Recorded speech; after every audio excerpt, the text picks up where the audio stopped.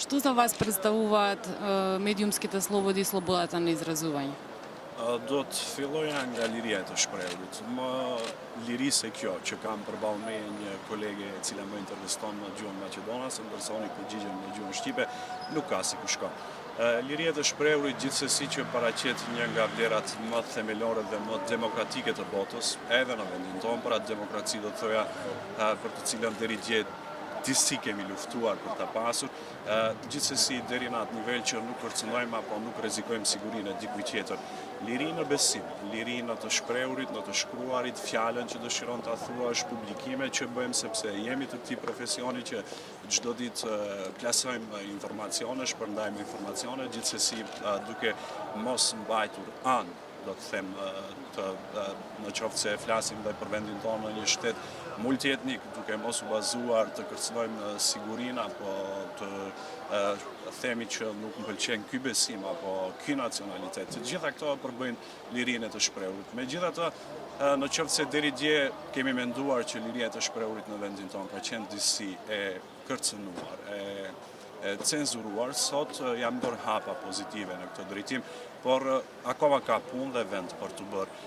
Pa aktivizëm, pa ngritjen e zërit nga ne si qytetar, fillimisht jo vetëm si gazetar, do thoya, jo vetëm media që duhet ngrit zërin, edhe nga ndërgjegjja e brendshme e qytetarëve për të protestuar rreth asaj që shohin që në shoqërinë e tyre nuk ndodh ashtu siç përkon me realitetin, besoj që liria e të shprehurit do të kishte qenë e pakët. Megjithatë, sot kemi anën pozitive tek ne, ndodhin gjëra të ndryshme, shohim që edhe aktivizmi apo shoqëria civile është më aktive se në të kaluarën. Megjithatë, liria e të shprehurit në media do të thoja që akoma është disi jo në atë nivel që fillimisht unë si profesionist, si gazetar e shoh, por mendoj dhe të gjithë kolegët e mi ndajmë po të njëjtin mendim, përderisa shohim gazetarë të cilët kërcënohen, shantazhohen edhe sulmohen. Nuk them që nuk kemi në Maqedoni gazetar të guximshëm. Do të thoya të gjithë jemi të guximshëm përderisa jemi futur këtij profesioni, por ama përderisa legjislacioni në vendin tonë apo sistemi i drejtësisë nuk funksionon, gazetarët disi në ndonjë formë janë të obliguar të heqin dorë nga ajo që e shohin, që duan ta bëjnë, që duan ta plasojnë si informacion, ta këmbejnë me qytetarët, me opinionin sepse fundja për ata ekziston.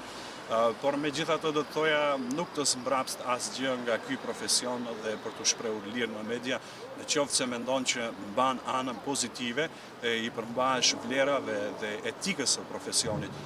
Gjithsesi liria në media për mua është ajo që kur do të punosh pa ndërhyrje në atë që dëshiron ta këmbesh si informacion, ta kërkosh apo ta marrësh dhe gjithsesi të ketë përplasje mendimesh pastaj në shoqëri për ndikuar rreth opinionit tek qytetarët, sepse në qoftë se neve nuk e ngrisim zërin për të keqen, të paktën mundemi të parandalojmë të keqen.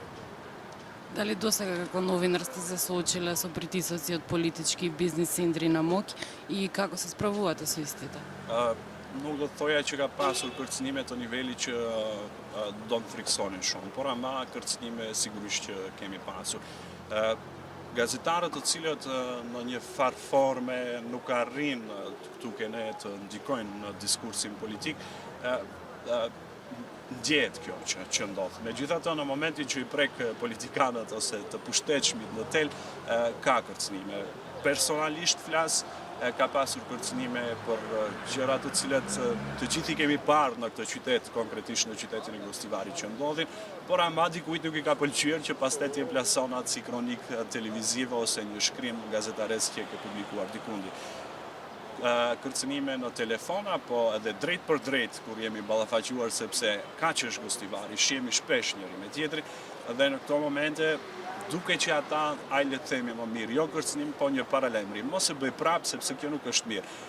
Megjithatë, ajo që më pyetjet më pyetje si jam ballafaquar unë. Nisem nga ajo dhe gjithmonë inkurajoj veten që të jesh i kërcënuar në botë gazetarët janë të kërcënuar të gjithë.